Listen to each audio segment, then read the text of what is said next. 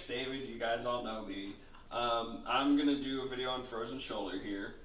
For your client history, you're going to want to ask them about any pain during humerus flexion, abduction, or rotation to any direction. It can be either primary frozen shoulder, where it just happens and it's idiopathic, or it can be secondary frozen shoulder, where it happens because of some trauma that they had to the shoulder. So you're going to want to ask them about any trauma or surgery that may have caused this to happen. As far as observation, you will notice them compensating movement patterns. The most common one is they don't raise their shoulder above here, and to raise their arm more, they start to lean to the side. And then you really won't notice anything unless they're moving, because you just can't see it when it's normal and not going through any range of motion. For palpation, pain generally isn't caused when the shoulder's in a neutral position. All of the tissues that are causing the pain are very deep in the shoulder, and it's difficult to get at them with the shoulder in neutral. But the surrounding muscles may be hypertonic, and it can help to massage those, so you can feel that some of them are hypertonic at times. As far as the active range of motion, passive range of motion, and the resistance test here. Could you, let's see, active range of motion. We're going to start with flexion here. So just go ahead and raise your arm up. Looks good. All right. And then we're going to do some rotation here. If you can place your arm behind your back. Okay, that looks, and painful at all? No. All right, looks good. And then we're going to do lateral rotation, so go ahead and just swing your arm out to the side, looks good. All right, and then the last one, we're going to do abduction out to the side, just raise your arm above to the side, all good? Yeah. And you want to test it in that order because it'll get more painful on the later tests.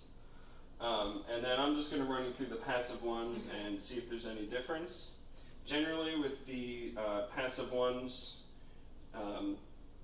you're going to also feel the pain. There isn't very much difference between them because it affects inert tissues. Any pain there? No. And then this. Ooh. Any pain there? No. All right. And then abduction. No pain. All right.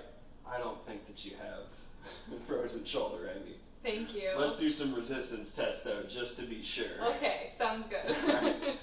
So we're going to start here with, we're just going to go through the medial and lateral rotations. So I'm going to hold her elbow against her body and then hold her wrist and go ahead and try and pull your arm towards your center line. All right, good. And you may notice some weakness here. Go ahead and push against my hand. I noticed some weakness. And that's the reflex muscle inhibition. And then go ahead and try and lift your arm against mine. All right, you're all good. Okay. And then, but you're not likely to have pain on those because it's all the inert tissues getting stretched really far. Yeah. And then one special test is going to be our Apley scratch test, and you'll just put your hands together behind you like that, and then do the other direction.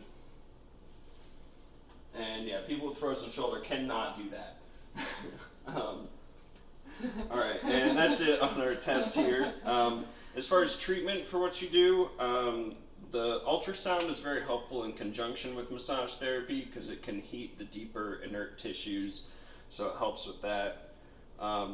Massage, as far as what you can do, because they are deep tissues, it's kind of hard to get at, especially with the anatomy of the shoulder.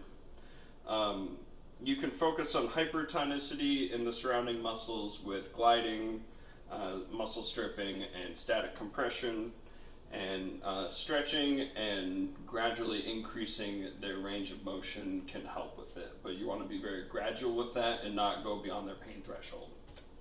That was it. Bye!